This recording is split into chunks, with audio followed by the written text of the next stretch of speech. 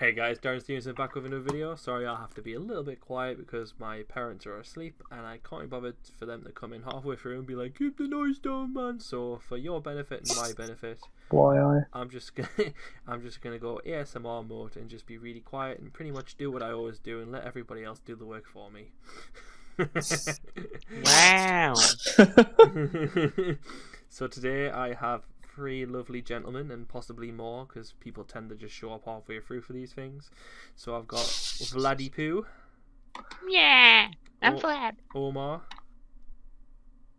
Hello. And hello. I was going to make something funny out of all three of your names, but I just couldn't think of anything for Omar, so... Nice one. His name's not very versatile, you know?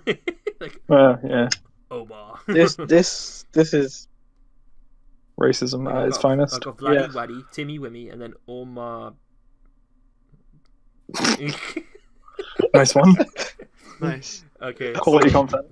So this video is on the back of the policy docs that recently just got updated. Something I never thought I would actually care about talking about, but it's actually caused quite a dramatic impact on the not the meta on the community lately, and I guess on the meta too. If people are really going to think about it, hashtag snake, you know who, and editing.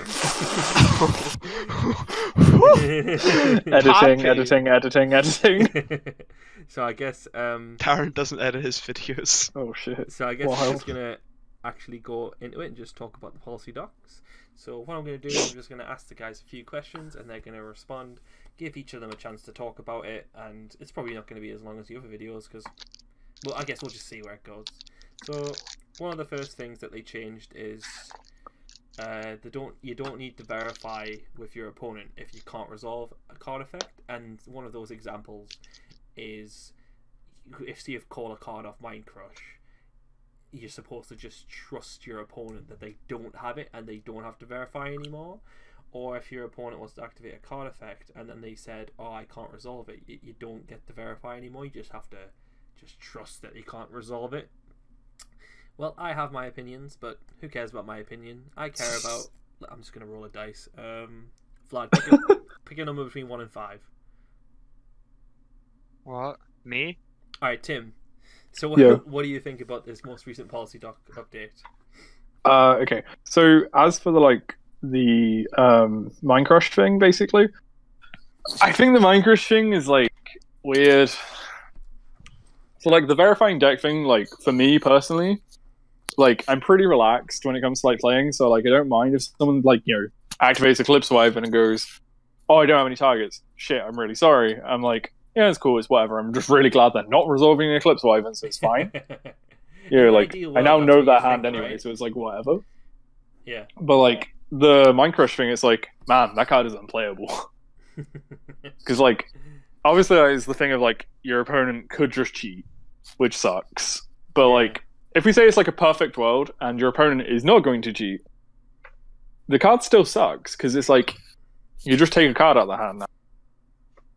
It's just objectively worse exchange or some shit at this point. Yeah, because the whole being able to see that hand was what was quite amazing about Mind Crush, because it was the major appeal of it kind of thing. Yeah, because information was key to your technical playing stuff when you played Mind Crush and or if say some situations that would come up with say you have Solemn Judgment and Mind Crush, and the cards that beat you are Mind Crush, Call Heavy Storm, or something, right? Or Mind Crush, Call Monster Reborn, and then you see that hand, and then you can just Solemn Judgment their actual play if they didn't have Monster Reborn kind of thing, right? Yeah. But now it's Mind Crush, Monster Reborn, and they their hand is 2 cards. They go, don't have it, and you go, okay, cool, discard your card. So you've negged 2, and then they go, normal summon, and you go, it doesn't kill me. So say they normal summon Vorse Raider, and you're okay, I'm at 2500. So if I Solemn Judgment this, I win next turn. But if he has the card if his other card in hand is a real card, Premature Burial, for example, he kills me. You now just do not know which is correct to solemn kind of thing. Yeah. Right. Which I know is like a really redundant example, but it just feels like it would come up. Yeah. Where like because you no longer have the perfect information of your opponent's hand, you like activate Mind Crush, lose 2 cards, and then just like don't have and you're not like gaining any benefit from the 2-card neg, like you're just negging 2 cards on the blind call. So is your biggest issue with the topic I've just mentioned the fact that people can cheat because of the verification, or the fact that Mind Crush is just not as good as a card as it once was?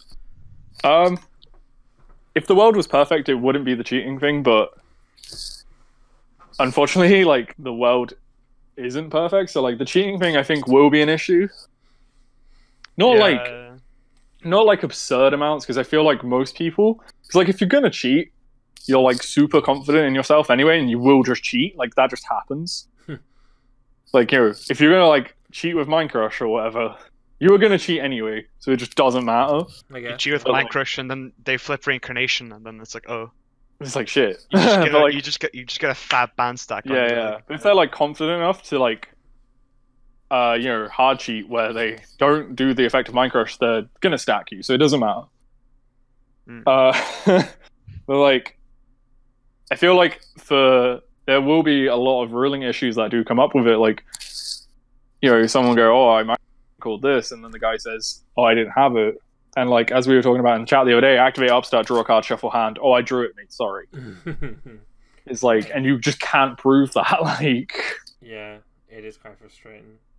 Yeah, I just think that's gonna suck, kind of thing. I just feel like that will come up and people will exploit that. I just feel like I would only ever blind a Mind Crush if I'm absolutely certain they have it. And if they say they don't have it, then I'm just gonna be like, that's absolute bollocks, because like I wouldn't have done this if I just wasn't absolutely sure that I had a read on you having this card, because otherwise you wouldn't have made X and Y play. And I think I would just make that point to it. It's really hard to prove though. Because what's frustrating about the policy docs as well, the policy docs say that no, you can't call it a judge unless you're absolutely certain. But then you can argue and just say, well, I am absolutely certain because I can't say for sure it's there, but like I'm making this play because I'm positive it's there. So like, yeah, it's like I can't prove that this happened. Judge just tell me that in his hand he's cheating, and the policy doc says that the judge can't have any influence on the game state. Why wouldn't they, when they see that they're being cheated? So surely it's the right thing to do to intervene and say, yes, your opponent is cheating. I'm going to give him a game loss. Yeah, it's really dumb that the judges cannot verify. Yeah, the only thing I can think of that may be the reason for it is like, because obviously there's like no benefit as of right now to like that. I personally, I don't know if this is just me, but I can't see any like benefit to the Mind Crush thing, whereas like you just can't look at your opponent's hand. But maybe like they're planning to release cards or something that's the whole thing. I don't know. Where like guessing your opponent's hand is part of the strategy or something. I don't really know. Sort of archetype that's coming out soon. Well, like columns. Like nobody cared about columns before. Everyone was like, this column placement, like columns mattering and getting game loss for column shit is fucking stupid. And then they made Mech Knights and everyone was like, oh, I guess that kind of makes sense. Yeah. Maybe it's something that's going to have an influence in the future. Yeah. That would involve some sort of archetype that involves guessing cards in hand. And, yeah. But again, maybe they just did it because they were bored. Who knows? Thank you, Jibril XD. Woo! That's funny. I love it when that happens. So yeah, do any of the rest of you have any more thoughts on that, or do you reckon Tim just covered everything? Yeah, Tim covered everything. We love Tim. Tim's our friend. I love Tim. I will literally talk forever. Sure thing. So we've got another. Sorry that I don't sound as enthusiastic again. It's just because the more enthusiastic I sound, the more likely I am going to get shouted at. So I can't be bothered. So this wasn't something I was going to bother mentioning, but I suppose I might as well. So it says specifically in the policy docs that we can't take back misplays anymore. So like Omar, how do you feel about such a thing being put into place in the policy docs? Excellent. Omar's dead. Cheers, Omar. Yeah. Right. Okay. I'll steal Omar's. What? Oh God, yeah, Omar's dead. Okay. I shall okay, cool. give it to Vlad. Okay. I honestly don't really like mind about it.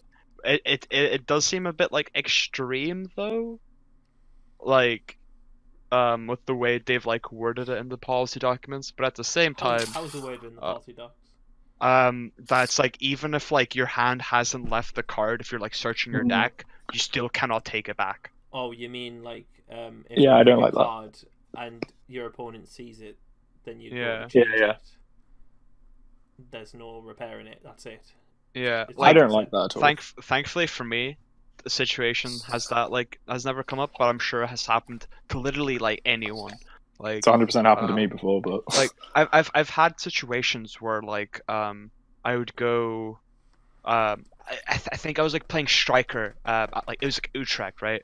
And I go like engage, and then I added MST to my hand, and I was like, oh sorry, and that's like the only times that like something like that would happen, where I just like yeah. I passed by like the card I was gonna pick, Yeah. and then like my muscles just like picked out the wrong card. I'm like, oh wait, no, this is not the card I want to search. This is illegal. Yeah.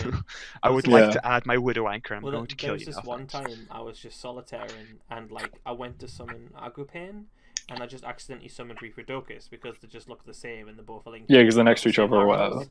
And then I just went, oh shit, whoops. And I was just thinking, in like a tournament setting, if that had happened, like that would have been absolutely frustrating because like Yeah. A nice thing they have said in the policy documents though is that like if you're like doing a search effect, and this is another weird thing, if you declared the card Yeah. you're going to search while you are searching, you must add it and you cannot change it. Yeah, that's kind of upsetting because I like do normally declare things Yeah. like that. But that also like To means that be like honest, if you like- do accidentally add the wrong card, you still have a way to like verify that it's not the Mm. But to card be you honest, intended like to add. what's been really frustrating whenever I play people, they would activate a card, then look in their deck, and then start thinking. But like when you activate a card, you should be able. Yeah, you you- should know how to resolve it. You don't activate a card then think. That's what's Yeah. really frustrating. That I've had a lot of problems with people in the past because I think they're just trying to slow play. Is when they activate a card and then they just take ages to resolve it or to select a target or something like that. When like you should only activate a card effect if you know exactly how you're going to resolve it. So I quite like Yeah. how they've added that into the policy docs. But like you're right, it does seem a bit extreme that like if you pick a card, you must stick with that option. But at the end of the day, well, why are you picking that card in the first place? And then it's changing your mind because you should have already committed to it anyway. Yeah. We're going to talk about the best rule. The hygiene. Yes. So I think it says in the policy documents if you're like, did it say specifically a shower in the policy? I believe so. Like- It said about clean clothes and yourself being clean. So I guess it's implied. I don't really know. I mean, go ahead. Yeah. I feel maybe it did imply a shower. Like it said shower specifically. I mean, do you think it's something that was needed to be put in the policy documents? Yeah. It's honestly the best thing ever to happen to Yu-Gi-Oh! Because all Yeah. of Twitter, even people who don't play Yu-Gi-Oh! Have just Yeah, tweeted literally. saying, I've been getting "Holy messages all shit, day about it. Yu-Gi-Oh! Has just implemented a rule where you can't be smelly. This is Yeah, hilarious, right? Like this is like caused such a huge boom in like Yu-Gi-Oh's popularity on Twitter. It's actually insane." Maybe like normal people will play the game now. I mean, it makes Yeah, sense, right? weird. Because I've actually seen when I went to America and I went to a few ODS stores, and they Mhm. actually had signs up saying, "Please use deodorant because people choose Yeah, to because it's hang like out here." it's America. It's people- like it gets hot. Like people choose to hang out here. Can you please like just look after yourself and Yeah, it's like, can you not be a degenerate for 5 minutes? yeah, and like at the end of the day, it's not hard to like, even if you don't have a shower, like you can go a day without a shower and just spray yourself. See, with I'd deodorant. argue that, and I'd like to like make the big argument that if you're at a YCS or like whatever, or nationals or Every whatever, day, yeah. you're probably in a hotel room. Yeah, there's a shower there, right? There's a shower there that works. So like, even if say like your background was horrendous, and like your shower at home doesn't work or like whatever, Mm-hmm. the plumbing doesn't work in your house, like your abject poverty kind of thing, right? Yeah. If you're at like a premier event or whatever, you're in a hotel room with a shower, so like take the opportunity, I guess. Yeah. Like that was something I was going to mention. Like, what if somebody's background doesn't allow them to shower regularly? But you're right. And if you're going to like a Yu-Gi-Oh! Championship series or something as big as that, then you'll be in a hotel. So, like, Yeah, like if you can afford a maybe hotel, you can for afford to locals, have I a guess shower. it's like, but like, Unless you live in uh, like the local area of the event, right? Like I Yeah. live in Dublin, and like the Euros wasn't Dublin. It was like literally like a half-hour like train yeah. journey from my house. Like I literally like woke up in my bed and then went to a premiere event Hmm. within But like an hour. Like you can also the conversely say that surely if you can't afford to act the hot water in your house, then you probably shouldn't be spending the money on cards. So Nah, bro, I Yeah. gotta grind. gotta be done, bro. But like I honestly, spent all my money on Necros cards. I can't afford to fix my shower, dude. like real shit though, the way people like smell and like shit like that at events, sometimes you really do think they did that. yeah. In all honesty, though, I can't say that I've had a unpleasant experience where somebody has been really stinky. Same. I've encountered it. No, I've encountered it. It's not great. I've had it at a Final Fantasy tournament. Oh, And a Magic Locals once, and that was it. Like, Yeah. I've never had like a personal problem with Yu-Gi-Oh. I have like I've noticed it a few times. But Yeah, but like did they like stink? yes, Okay. some people I guess cannot help it. What, You know, what do like you some mean people by have medical cannot help conditions it? or whatever. I suppose, right? Okay. But like, or like you know, are potentially unable to care for themselves. I suppose, yeah. But you would have a carer, I guess. I don't know. You would assume so, but I guess they don't sometimes. I don't really, but like, you know, I guess there should be some lenience to it. Maybe, I don't know if you fucking reek, then like yeah.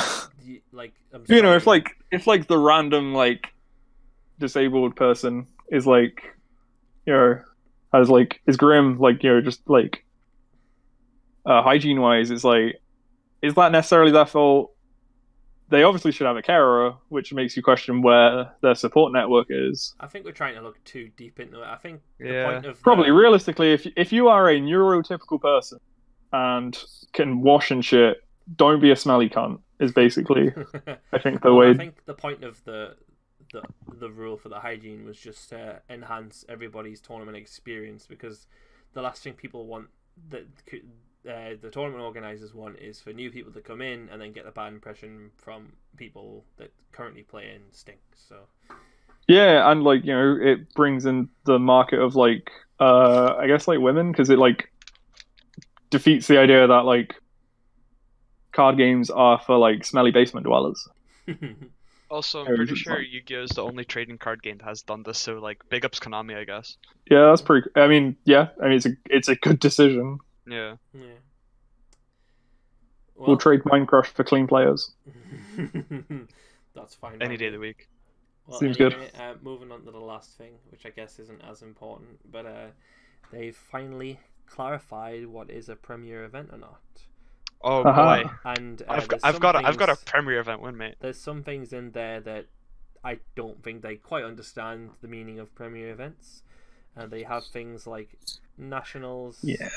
and LLDS Stage 2 wins, which I think everyone I here mean, can agree that Yeah, it is a Isn't- premiere event. Like isn't on the it just same- is.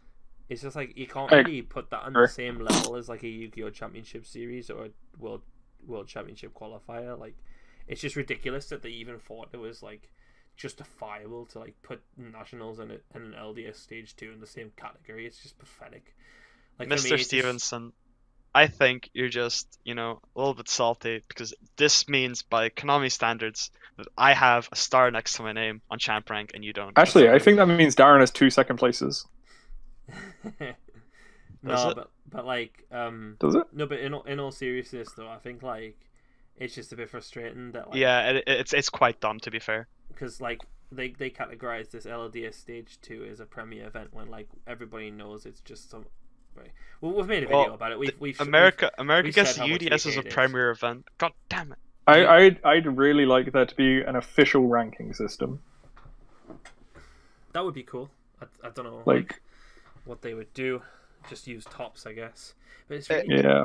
but It kind of does make sense to treat stage 2s as premier events from Konami's perspective. Of course, yeah. Because they you need like to it, qualify really. for them, and then that means you're like probably very good. Well, not very good to game, but you are somewhat competent. Like maybe like average or like above average of a player, just because you've made it to the final of a stage 1. Nah, the which, LODS is just a fucking joke, man. Yeah, But, it is. We don't but like, we don't need to go into much detail about that. Like, it's more focused more on like why they made it a Premier event. Is just a bit like nah. Wasn't there like I could go on about this for like 20 minutes, but I feel like it's like kind of weird because I swear like tournaments used to just be tier 1 or tier 2. Okay. yeah, now there's like 4 tiers or something. Yeah, so that's new. It's starting to look like tier lists from Zodiac. Like, what the heck? I feel like that means there will be. I mean, obviously there is different rules depending on the tournament, but like very much so different rules. You know, like tier 1 events like locals is like, well, you know, maybe you don't have to write deck lists, but for tier 2s you do. So like, do tier 3s have also different kind of things? Like, what I'm hoping is maybe it'll open the door to like having different time rules for certain events, because I would we've absolutely love that. We've seen that the time rules are just fucking awful for a YCS, but actually quite good for It's- regionals. Yeah, time rules are really good for like locals, especially. And if they have like a tier 3 sort of different Like time specific rule, rule set, yeah. whereas like regionals can keep this time rule because I couldn't care less. And then like for Basically, yeah. for a quote unquote premier event, then like they take it a bit more seriously and they implement a time rules that doesn't want to make people have anxiety attacks.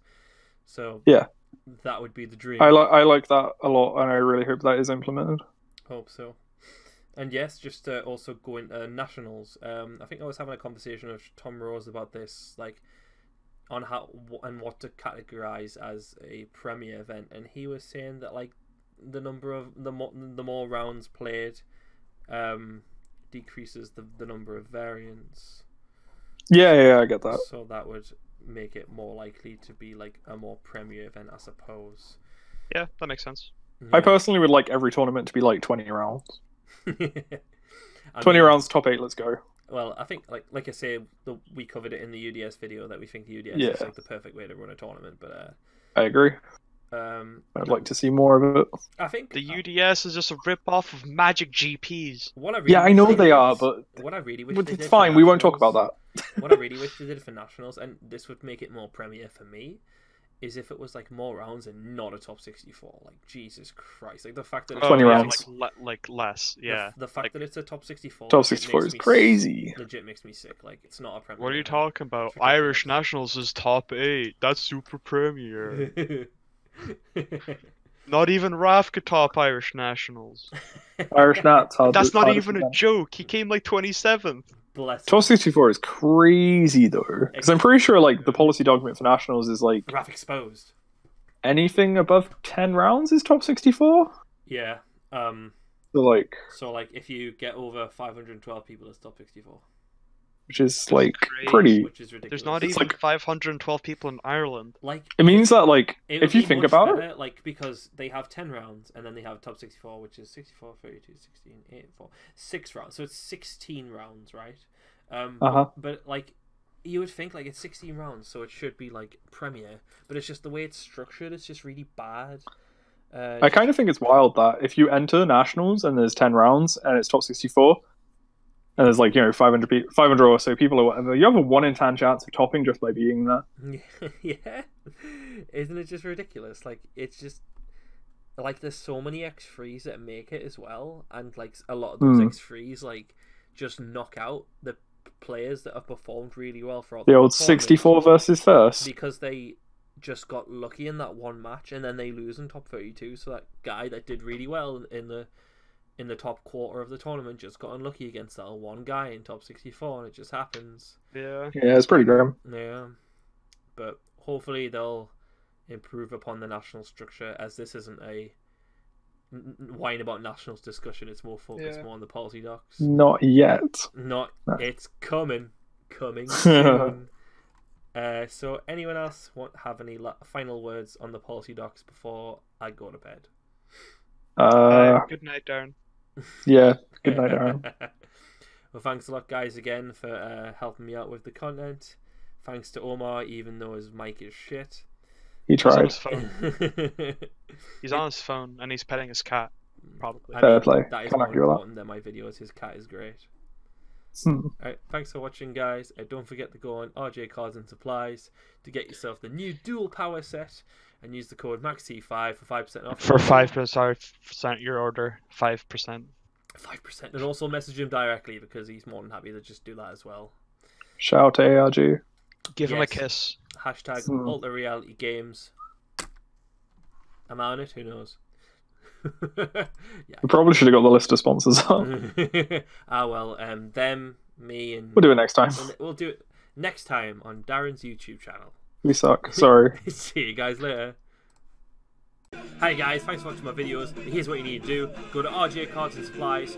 Links in the description below. Scroll down. There you go. Shop now. You're gonna shop. You're gonna get some Yu-Gi-Oh products. You're gonna click on Yu-Gi-Oh right there. There it is. You're clicking it. You're gonna be like, get your game on, and then you're gonna go So Fuse Special Edition. Yes, or any other product that you want.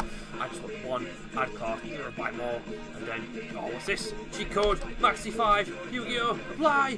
Yes. Yes. And you get 5% off. Do it now.